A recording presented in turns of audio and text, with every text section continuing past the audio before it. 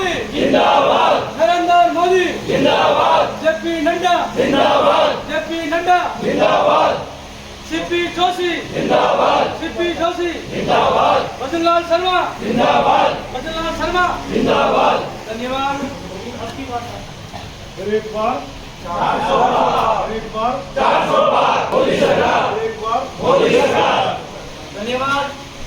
आज अपन बीच में हमारे प्रदेश के अभूतपूर्व प्रदेश अध्यक्ष जी हमारे बीच में है। हमारे बिलाड़ा की इस आई माता की पावन धरती पर आपका हार्दिक स्वागत और अभिनंदन।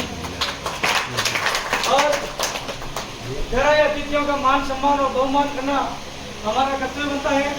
इसी कर्तव्य को आगे बढ़ाते हुए हमारे बिलाड़ा के पूर्व मंत्री विधायक श्रीमान मिश्रा जी साहब आपका स्वागत करेंगे और जोरदार तालियों से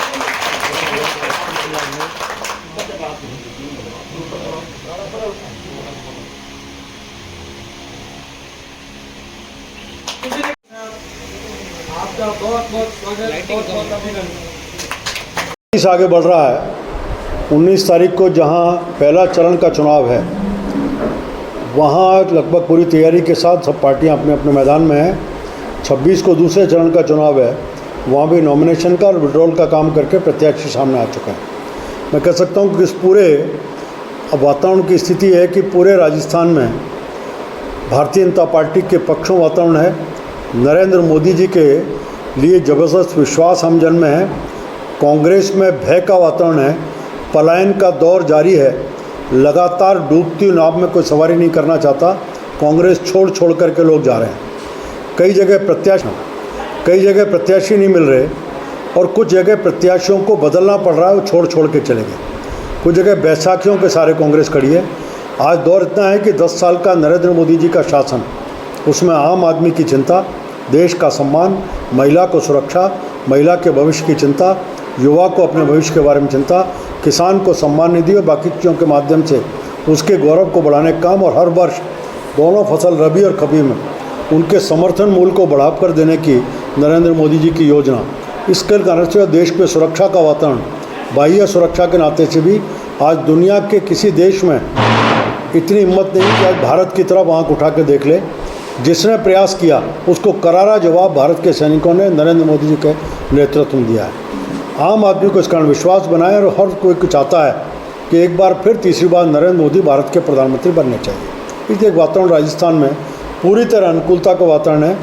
सभी 25 सीटें भारतीय जनता पार्टी जीतेगी। इसके नार से एक जनमानस बना हुआ है।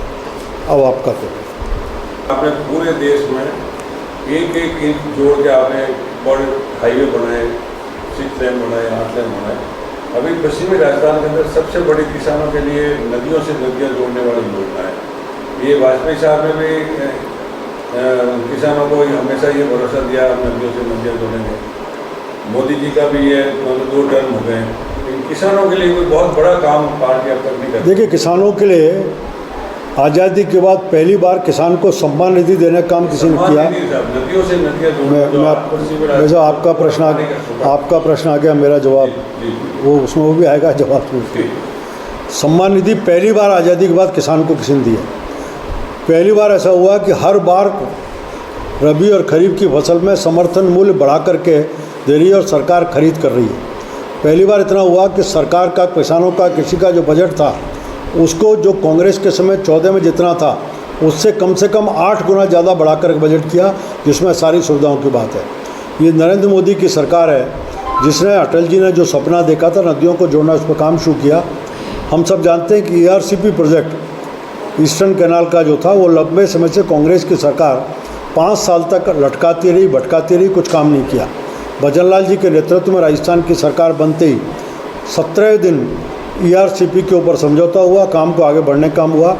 राजस्थान के 3 जिले चूरू, सीकर, झुंझुनू, उनके यमुना जल का विषय भी लंबे समय से अटका हुआ था, उसके भी काम शुरू हुआ है।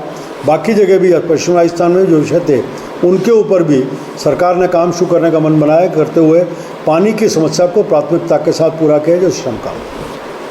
पाकिस्तान के अंदर जो पानी जा रहा था हमारे 5 नदियों का, इसी 31 मार्च 2024 को उसका अनुमान हमारा पूरा हो चुका है। तो वो जो 5 नदियों का पानी अब तक जो पाकिस्तान जा रहा था हमारा अनुमान समाप्त हो चुका है। उन 5 नदियों का पानी जो ना पश्चिमी राजस्थान में या अभी उसको ऊपर भी भारत सरकार ने बांध बनाना शुरू कर दिया। अब पानी वहाँ नहीं जाएगा, पानी को रोक करके देश में अपन उपयोग करें, इसका प्रयास शुरू किया है नरेंद्र मोदी जी की सरकार ने। ये बहुत बड़े मुद्दे हैं और बहुत कांग्रेस का आरोप है सबसे बड़ी कि आपने जो उम्मीद की और उसका जो डर बता के जो मतलब लाइन कर रहे हैं जो कांग्रेस कार्यकर्ता जो है और अन्य पार्टी के जो कार्यकर्ता है वो बीजेपी में आ रहे हैं, उससे बीजेपी को कितना फायदा होगा या नुकसान होगा, इसके बारे में बताएं। देखिए, डूबती नाव में कोई सवारी नहीं करना चाहता। आज कांग्रेस नीति विहीन है, कार्यक्रम विहीन है, नेतृत्व विहीन है। ऐसे में कोई व्यक्ति कांग्रेस में सवारी नहीं करना चाहता। इस कारण से 10 साल का नरेंद्र मोदी जी का नेतृत्व, भारत का बढ़ता हुआ गौरव, आम आदमी का सम्मान, गरीब की चिंता, किसान को उसका सम्मान, इस सब के कारण से आज कांग्रेस सहित विभिन्न दलों में भी भारतीय जनता पार्टी के प्रति रुझान बना है। उसकी विचारधारा, कार्यक्रमों और नीतियों के साथ जोड़ने का मन है, इस कारण बड़े पैमाने पर। दूसरा, जहाँ तक ईडी का और बाकी एजेंसीज़ का काम है, वो एजेंसीज़ पहली बार ऐसा नहीं है कि भारतीय जनता पार्टी ने काम, इन ईडी को, एनआईए को बनाने का काम कांग्रेस के समय कांग्रेस की सरकारों ने किया। लेकिन अब नरेंद्र मोदी जी की सरकार ने उनको फ्री हैंड दिया है। कोई भी व्यक्ति कितना भी बड़ा हो, कितने भी बड़े घराने से आता हो, अगर चोरी करेगा तो उसके ऊपर कार्रवाई होगी। आज इसके बाद भी लोगों के पास ईडी की कार्रवाई के बाद कोई परेशान होता है तो कोर्ट जाने के रास्ते खुले हुए हैं। केजरीवाल जी और बाकी सब लोग वो अपने चीज़ों को लेकर के कोर्ट गए। जब कोर्ट ने राहत नहीं दी तब ईडी ने उनको गिरफ्तार करने का काम किया है। इसलिए कोर्ट और दोनों एजेंसी उनके खिलाफ हैं। हम देख रहे हैं ईडी जो छापे मारती है, कहीं 280 करोड़ मिल रहा है, कहीं 70 करोड़ मिल रहा है, 50 करोड़ मिल रहा है। ये स्पष्ट रूप से अगर ईडी छापा मारती है, इतना पैसा मिल रहा है, तो कहीं ना कहीं भ्रष्टाचार की गंगा इन जगह भर रही थी। उसको रोकने का काम आज ईडी और एनआईए सब कर रहे हैं। इस बार राजस्थान में 400 पार का नारा चल रहा है बीजेपी का, क्या सर ये मुमकिन हो पाएगा? राजस्थान में 14 और 19 में हम 25 सीट जीते थे। इस बार फिर 25 की 25 सीट जीत करके हैट्रिक बनाने जा रहे हैं। सर, एक ये भी बात है कि कई बीजेपी बड़े नेताओं के द्वारा ये देखा गया है मंच पर कि जैसे ही बीजेपी सरकार आएगी तो हम कानून की अपने संविधान का कुछ करेक्शन करेंगे, उसमें संशोधन करेंगे। कहाँ तक सही रहेगा? नहीं, भारतीय जनता पार्टी के किसी नेता ने कभी नहीं कहा इस बात को। संविधान को सबसे ज़्यादा किसी ने दुरुपयोग करने का काम किया तो कांग्रेस ने किया। 1975 में देश का, जिसमें श्रीमती गांधी के खिलाफ सुप्रीम कोर्ट का फैसला आया, तो सत्ता पर बने रहने के लिए 74वां संविधान संशोधन करके लोकसभा के टर्म को 6 महीने किया। देश में इमरजेंसी थोपी, प्रेस के ऊपर सेंसरशिप लगा दी। देश का कोई नेता बोलता है, हजारों लोगों को, देश विरोधी दलों को, नेताओं को जेल में डालने का काम किया। कांग्रेस ने मिसयूज किया उसका। नागौर के एक नेता ने कहा सर, बर और बिलाड़ा रेल लाइन का आपको बताना चाहिए 40 किलोमीटर पड़ता है यहाँ से, लेकिन अभी यहाँ के बासिंदा या तो जोधपुर जाए या मेड़ता जाए या मारवाड़ जंक्शन जाए, बर बिलाड़ा को पूरा एक ठंडा बस्ता में डाल दिया गया सर। ये यहाँ के जो काफ़ी लंबे समय से मांग है, ऐसे कोई भी मांग है उसको लेकर भी भारतीय जनता पार्टी, आप सबको जानकारी है कि रेलवे नेटवर्क के ऊपर, सड़कों के ऊपर, इसके ऊपर जितना काम इन 10 वर्षों में नरेंद्र मोदी जी के नेतृत्व में, पहले 7 किलोमीटर की सड़क बनती थी, अब 27 किलोमीटर की प्रतिदिन सड़क बन रही है। नहीं सर, रेल अश्विनी जी भी हमारे इसी जिले के हैं, इसी संस्कृति। ऐसा मेरा प्रश्न, मेरा जवाब पूरा हो जाए। आप प्रश्न जवाब तो पूरा हो ना, उसमें से निकलेंगी चीज़ें निकल कर, तो जवाब भी आप देंगे तो हम 10 साल से इंतजार कर रहे हैं होगा ना भाई साहब। आज मैं कह रहा हूँ, मैं एक मेरा महत्व है विशेषकर, जब जवाब बोल देने देंगे तो देखिए, देश में अगर तुलना करेंगे और राजस्थान में भी, तो रेल नेटवर्क सबसे अधिक तुलना के हिसाब से 10 वर्षों में नरेंद्र मोदी के नेतृत्व। इसका ही विश्वास पैदा होता है कि जहाँ पहुँच गए, जहाँ नहीं पहुँचे, वहाँ भी चीज़ पहुँचने वाली, इसकी आश्वस्त था। कभी कल्पना करिए, बॉर्डर के ऊपर सेनाओं को जाने के लिए कई दिन निकल जाते थे क्योंकि हमारे पास रोड का नेटवर्क नहीं था।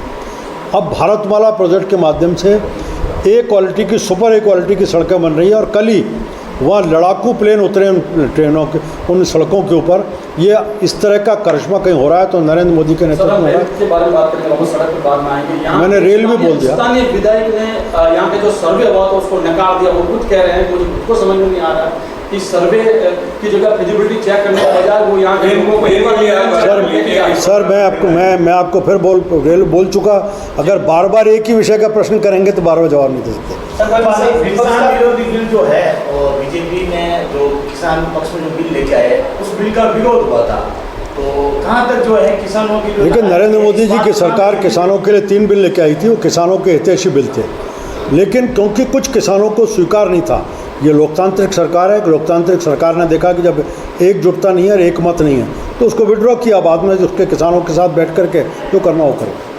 सर विपक्ष का आरोप है बीजेपी तानाशाही शासन के साथ साथ धर्म की राजनीति करती है, हिंदू मुस्लिम के नाम पर देश के नाम पर राजनीति करती है, उनके नाम पर ही वोट मांगती है, इससे आपका क्या कहना है? एक भी भारतीय जनता पार्टी के नेता का हिंदू और मुसलमान का नारा बता दीजिए, बात बता दीजिए, काम बता दीजिए। नरेंद्र मोदी ने पहले ही कहा 140 करोड़ बढ़ेंगे तब भारत बढ़ेगा। नरेंद्र मोदी जब कोविड का पैसा देते हैं 500 रुपये महिलाओं में खातों में, तो हिंदू और मुसलमान में नहीं बांटते। जब नरेंद्र मोदी शौचालय देते हैं तो हिंदू और मुसलमान में नहीं बांटते। नरेंद्र मोदी जब उज्ज्वला की गैस कनेक्शन देते हैं तो सबको देते हैं, हिंदू मुसलमान में नहीं बांटते। नरेंद्र मोदी जब घर देता है तो हिंदू मुसलमान में नहीं बांटते। जब बिजली देते हैं तो हिंदू मुसलमान में नहीं बांटते। ये कांग्रेस ने कभी भाषा की, कभी जाति की, धर्म की राजनीति की और उसके आधार पर समाज को, देश को बांट करके वोट पकाने का काम किया। सर कई बार देखा गया है ओसीजी संसद में हमेशा ये सवाल उठाते रहते हैं। कौन उठाते हैं? ओवैसी तो खुद कौन सी राजनीति करते हैं, उनका जवाब कीजिए। जिनका खुद का आधार ही मुस्लिम वोट के आधार पर वो क्या आरोप लगाएंगे? इस बार लोकसभा का चुनाव मोदी जी के नाम पे लड़ा जाएगा या क्षेत्र के मूलभूत जो मुद्दे हैं जो नरेंद्र मोदी का मतलब, नरेंद्र मोदी जब काम करते हैं तो वो देश के हर क्षेत्र के लिए कर रहे हैं, किसी एक क्षेत्र के लिए नहीं। मैंने फिर दोहराना चाहूँगा, चाहे बिजली का होगा, पानी का होगा, मकान का होगा, सड़क का होगा, उज्ज्वला योजना का होगा, और सब चीज़ 140 करोड़ भारतीयों को सबको मिला है, इसलिए सबका विकास, सड़क सब जगह पहुंच रही है, पानी सब जगह पहुंच रहा है, इन सबको लेकर के। और अब संयोग से राजस्थान में भारतीय जनता पार्टी की सरकार बनी है, उन्होंने भी मोदी के इन संकल्पों को पूरा करने की दिशा में काम शुरू किया। ERCP हो गया, भजन लाल जी के नेतृत्व में यमुना जल का समझौता हो गया, पेंशन में बढ़ोतरी हुई है, उसके साथ साथ किसान सम्मान निधि को 6000 केंद्र देता है, 2000 रुपये भजन लाल जी की सरकार ने देने तय किया। उन्होंने इसी तरह से आज आयुष जो अपने अन्नपूर्णा योजना थी उसके उसी पैसे में उसका वजन बढ़ाने का काम किया। ऐसे कामों की दशा में लगातार भजन लाल जी की सरकार भी काम कर रही है। सर इंडिया गठबंधन क्या बीजेपी को मात दे पाएगा सर इस बार? वो खुद गठबंधित है क्या तब मात देगा? जो खुद ही एकजुटी नहीं है तो क्या मात देंगे? चलिए साहब, इस बार जो पर्ची खुल रही थी आपको पूरी पार्टी ने नीचे दी, अभी आपको जाना, अगर आप जीत जाते तो कुछ करेंगे आप? मेरा जवाब पूरा होने देंगे तो बात हो पाएगी। जी गारंटी ले लो आप। गारंटी तो देखिए मोदी देते हैं गारंटी। अरे आपको आपकी तरफ से क्या करेंगे? आपके तरफ से अभी क्या? सबको सुझाव मांगे। आपको जाना बीजेपी जो अपना संकल्प सर मोदी जी ने आपको यहाँ भेजा है हमारे जो क्षेत्र में, उस क्षेत्र की जो मूलभूत सुविधा है, इनको टोके नहीं, एक टॉपिक पे चल रहे सर। उसमें आप अगर बोलने ही नहीं देते आप तो प्रश्न करते हैं। सर आप अपने संज्ञान में ये बात लेकर मैंने कहा आपके यहाँ से कितने सुझाव गए? घर घर रथ पहुँचा है, हर घर रथ पहुँचा है, गली गली भेजा है, हर व्यक्ति ने उसका भेजा, मोदी जी तक पहुँचेगा और उसकी घंटी बजेगी।